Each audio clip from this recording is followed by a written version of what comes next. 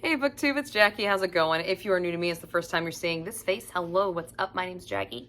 I sit on my floor and I talk about books. So, hope it's why you're here because that's what's going to be happening today. If you're not new to me, thank you for always tuning in and the continued support. I really do appreciate it.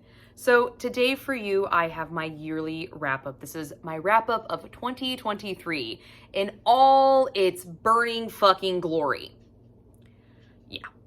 2023 was one of the worst reading years I've ever had because of bunches of crap. So I'd like to get this thing done out of the way so I don't gotta look at it anymore because these stats make me want to cry. So without further ado, grab yourself a drink, have yourself a seat, and let's find out exactly how shitty my year was. Okay, guys. So yeah, I had a really crappy 2023, at least towards the end. The beginning kicked fucking ass. I was reading some really good books. I was excited. And then about midway, some shit started going down and it just steamrolled me. And you can see by my numbers that it definitely affected me pretty bad. You also saw by my uploading, it was affecting me. So instead of going into a long story about what happened, if you guys want to hear about what went down and everything, let me know. I might do a video about it. I'm not quite for sure yet, but if you guys want to know, I'll let you know. But this video is all about what I actually accomplished. So I don't feel as shitty as I do about 2023, which is going to kind of suck because I'm about to read you my stats and they're not very awesome looking. But you know what? Sometimes you have to look on the brighter side. The beginning of the year, I was going really, really well, and I was reading some really great books. I found some kick-ass shit this past year. So you know what? That's the win I'm going to take. So without further ado, let's get into it. Here's my stats from 2023. Total books read, 84. Nowhere close to what I read in the previous years, but of those 84 books, 70 were physical and 14 were audio.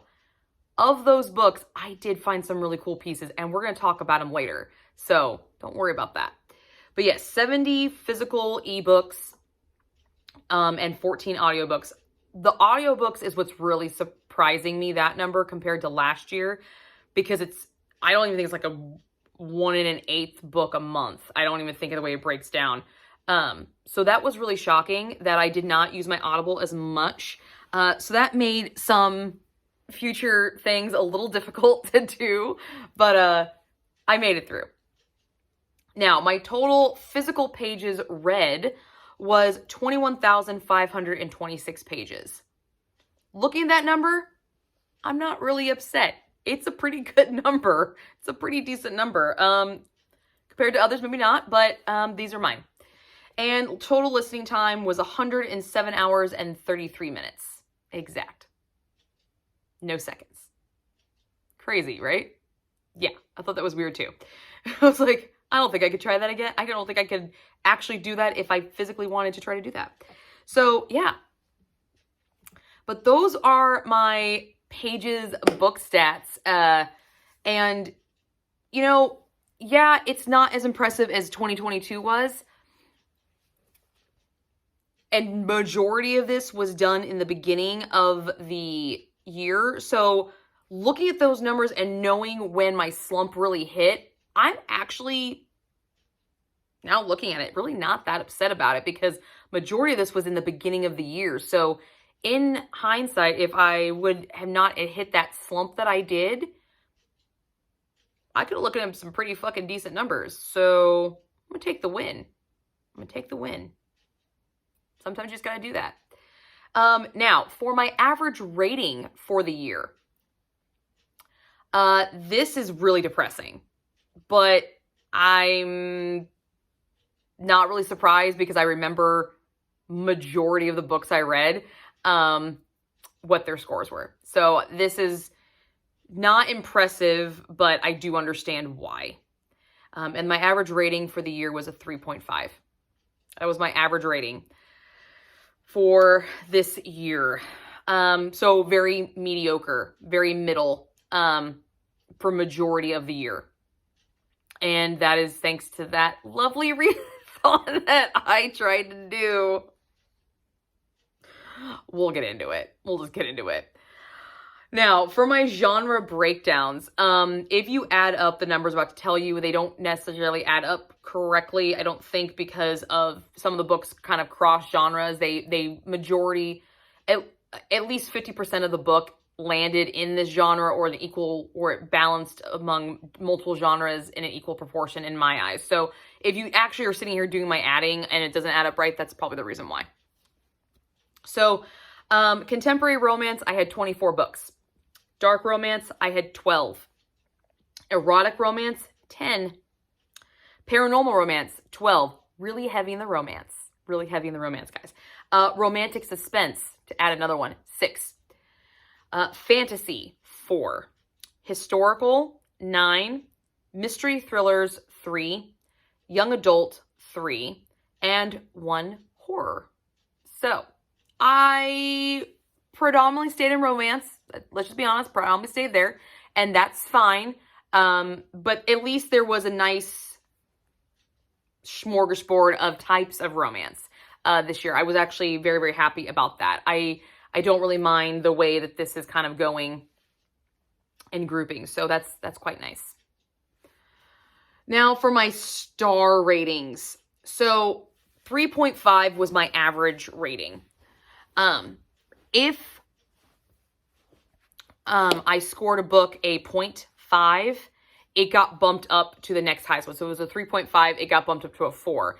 If it was a 3.25, it got bumped down to a 2, just so you are aware of how my rating scale worked. Because I did, in some of my weekly episodes, say this is like a 3.5, 3.75.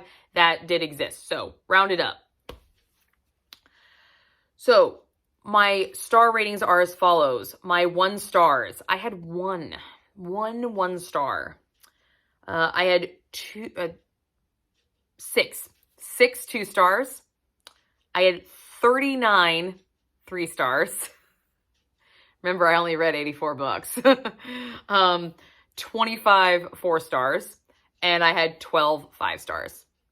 So, and then of all those books, I did DNF 1 book. So I had 1 DNF under my belt for 2023, which I am very proud about, because there was some books in there that I probably should have DNF'd. And looking back at it, I probably should have, and it might have saved my reading stats, but I don't like DNFing books. I've already talked about this. I don't like doing it.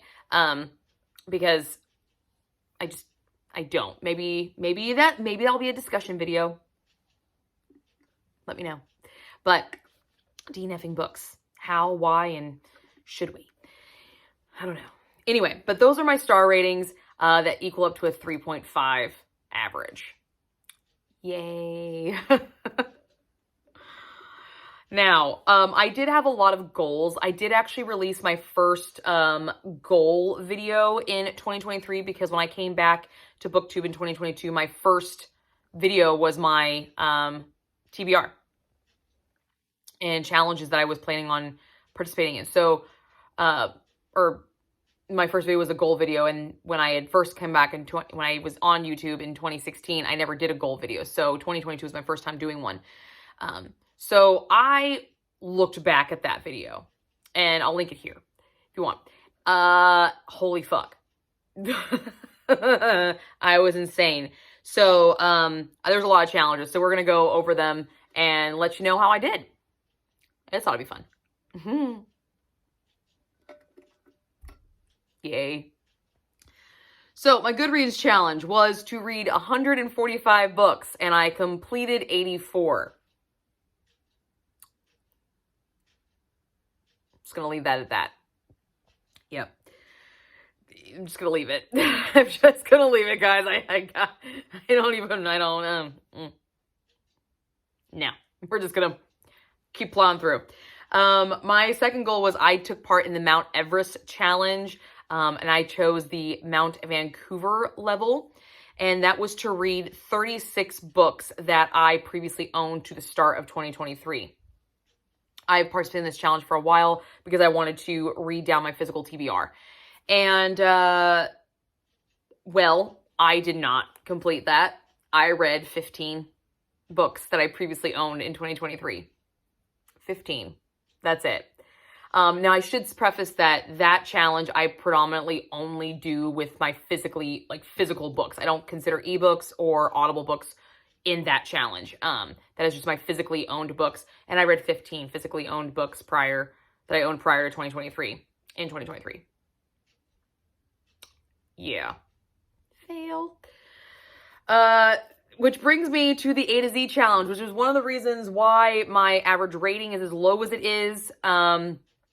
Probably helped exacerbate that reading slump that I hit and prevented me from getting out, and then everything just kind of like piled on top of it, was the A to Z challenge. Which was a read-along. I did the ABCs of Love read-along to do the A to Z challenge. And both me and Jen tapped out by October. So, and I did not go through my list of books to see if I actually completed it. I'm pretty sure I didn't, because I know I didn't read any book that started with an X or a Y. So, or no, a Y I did. Z, X and Z. I know I didn't read a book that had an X and a Z in it.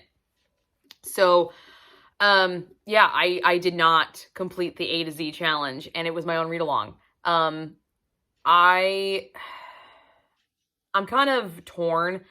On one hand, I don't feel bad because most of those books I gave two or 3 stars. That's why my score is as low as it is. My average rating is as low as it is.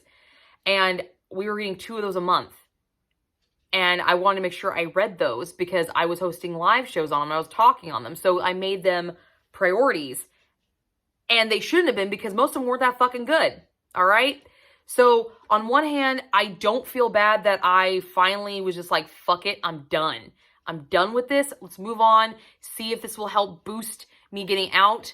I don't think it really did. I think I got out too late. I should have gotten out a little bit earlier, but old college try, you know? But on the other end, I feel bad because it was my first attempt at hosting a read-along, and it magnificently blew up in my face because the books were kind of crap. A lot of them were throwaways. And that's the other part that I feel really bad about, is because one of the things I was so excited about this read-along was that I was going to be introduced to all these different authors. Every book was written by a different author. And I thought, oh, this is going to be such a cool way to find new authors, to find new works. And most of them I felt like were throwaways. Some of these authors I will not pick up again, or I will probably be hesitant to picking up because I read this one book and it blew. So I feel like, damn, like shit. You know, the only positive thing is I didn't buy any of these books, which was the plus side. I was able to get them all on Kindle Unlimited at some point in time. So I didn't waste any money on these books, but I wasted time that I could be spending on far better books, because there was a lot of other books I wanted to get to last year that I fucking didn't because of these. So I'm upset because it was my read along, and I feel bad that I failed at it. And I feel like I let you guys down that, you know, signed up for it because me and Jen were part of it. But at the same time, I'm also pissed off that I fucking wasted my time on it because the books kind of suck. So, double-edged sword, man. Double-edged sword. That's how it is. Sometimes just how it goes. What are you gonna do? So also in that goals video, I did mention that I was going to try to do Books and Lala's buzzword challenge. I did not even make 1 month's challenge. I didn't. I did say it was not going to be a goal that I was focusing on, but I was going to try to do it because I've done it a lot of times before. And if it happened, it happened. If it didn't, it didn't. Well, it didn't. It didn't even get off the fucking ground. So yeah. Next one. The last goal that I talked about was my backlist authors.